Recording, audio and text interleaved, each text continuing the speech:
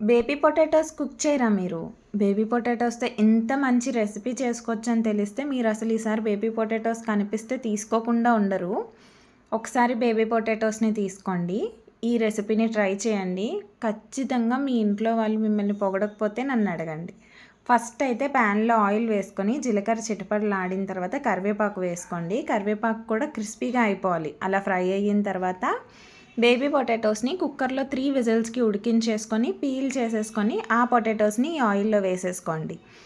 లైట్గా golden colour వస్తుంది అన్నప్పుడు ఇందులో పసుపు, ఉప్పు, కారం, చాట్ మసాలా, గరం మసాలా వేసేసుకొని కంప్లీట్గా క్రిస్పీ లేయర్ వచ్చేంత వరకు లో ఫ్లేమ్లో ఫ్రై చేసుకోండి. ఆల్రెడీ పొటాటోస్ మనం బాయిల్ చేసేసాం, జస్ట్ ఆ క్రిస్పీ లేయర్ రావాలంతే.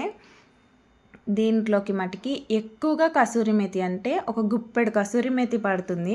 ఫ్రెష్ మెంతాకైనా వేసుకోవచ్చు, కానీ ఇలా కంప్లీట్గా ఫ్రై అయిపోయేంత వరకు ఫ్రై చేయండి. అంతే, రెసిపీ రెడీ. ఒకసారి డెఫినెట్గా ట్రై చేయండి.